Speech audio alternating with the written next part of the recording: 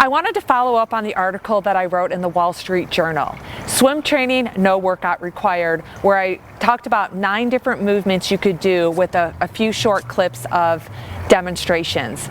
So today I just wanted to kind of go through all those movements, ways you can advance the movements, and add a few more in case you have the proper equipment. Now the article was all about the movements that you could do with no equipment required. I did include a couple movements with bands, but you can do the movements with no equipment, or you can add some light dumbbells, or you can even do some of the movements on cables or machines depending on if you have a facility to go in. First, I want to start with the foam roller. This is actually one of my favorite ones. It's called a Rogla foam roller, where it has these bumps.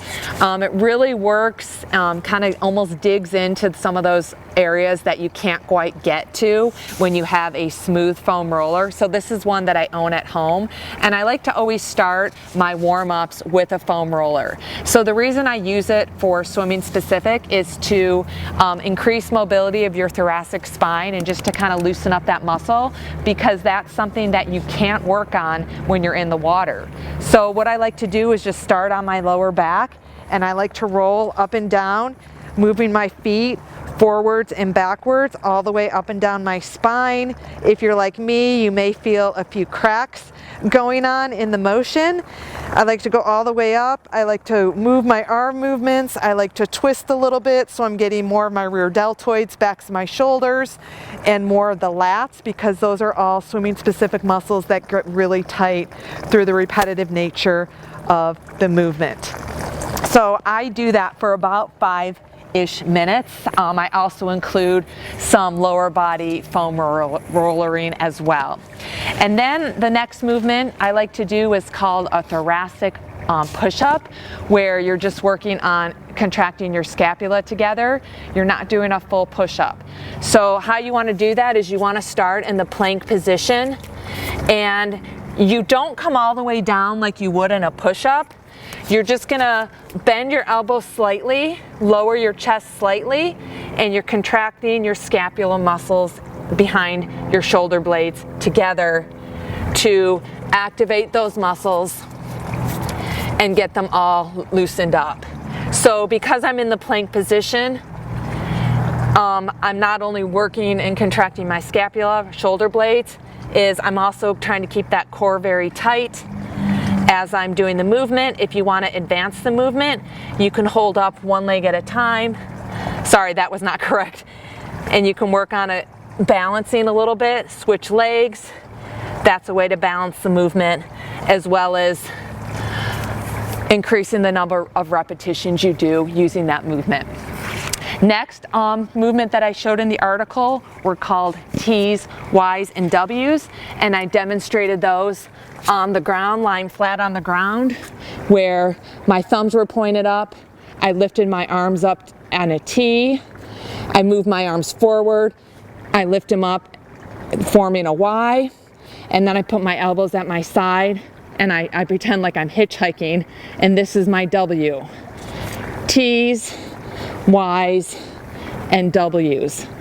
Now the idea is contracting those shoulder blades together. You can even do it standing up or sitting or standing, where the primary goal is the backs of your shoulder blades. So I can feel my shoulder blades going down my spine. That's what you want to do. You're really working on your postural muscles. This is a little bit less advanced. More advanced is doing them on the floor. If you had a stability ball and you rolled over on a stability ball and did these movements, that's even more advanced. If you held onto some light dumbbells, that's another way to advance the movement. I don't find that you need any more than a 5-pound dumbbell to get the strength benefits from the T's, Y's, and W's. Or if you're like me and you have access to bands, you can do band motion. So band movements. So what I like to do is lie on the band, and again, thumbs up. I'm creating resistance. The band is creating some resistance for me, and I just do these with bands to advance the movement. Next, while I'm on the ground, I want to talk about ankle flexibility. A lot of adults who learn how to swim as an adult, or if they have a running background or a different sport background, they probably have inflexible ankles, and that's going to increase their drag and lack of ability to move their legs up and down, which causes drag in the water. So a lot of times it's just due to very inflexible ankles. So something that you can do is lie on the tops of your foot, keep the tops of your foot on the ground, and you can lift your knees up and try to increase that plantar stretch in your ankles just by doing this movement on the ground.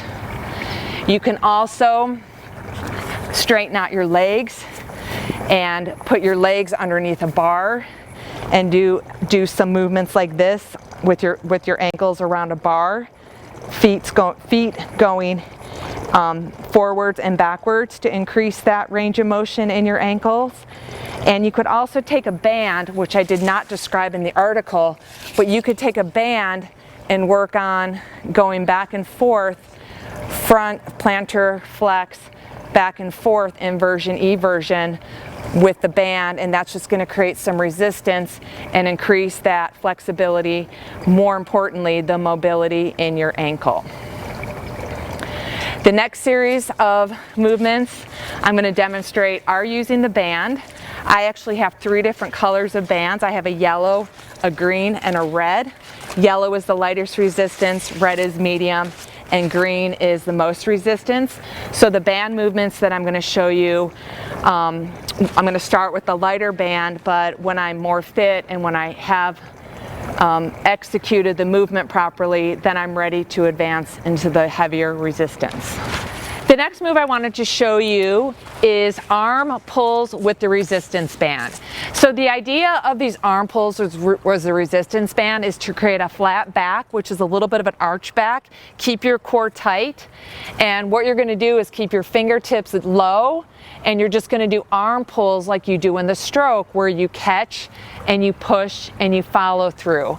So you can do them one arm at a time, catch, push, add a little bit of that rotation, so it's like you're doing the swimming, catch, and the pull part of the stroke.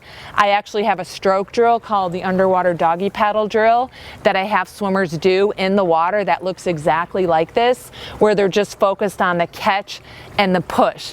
The reasons I really enjoy this movement the most when you're doing resistance training for swimming is because it mimics the stroke pattern of the freestyle stroke underwater. And notice how I'm catching, my elbows pointed to the side just like it should in the water, and I'm following through in the back. I catch, I'm pulling between my belly button and my hip, and I'm following through and I'm rotating, because it's really that catch and that push that drive your rotation. So I like to take my lightest resistance band, put it around an object, step back so I can create that resistance, and this is what it looks like. Whoops. Okay, let me try that again. Put the band around a sturdy object and just work on catch, follow through, push. Catch, follow through, and push.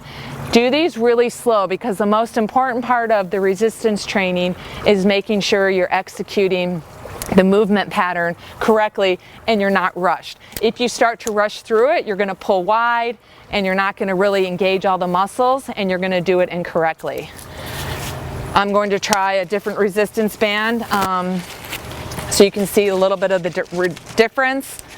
Movement pattern, fingertips pointed down, catch, push, rotate, catch, push, rotate, just like the pattern underwater pull, engaging the lats in the swim stroke. You can do double arm, you can do just the catch part, so you feel the lats engage and the rear delts engage, and then you can follow it up and just work on the tricep extension, where your elbows are close to your thighs and you're just pushing back. So what I like to do is I like to do a set of pulls, one arm only, maybe 20, and then I like to do a set of tricep extensions.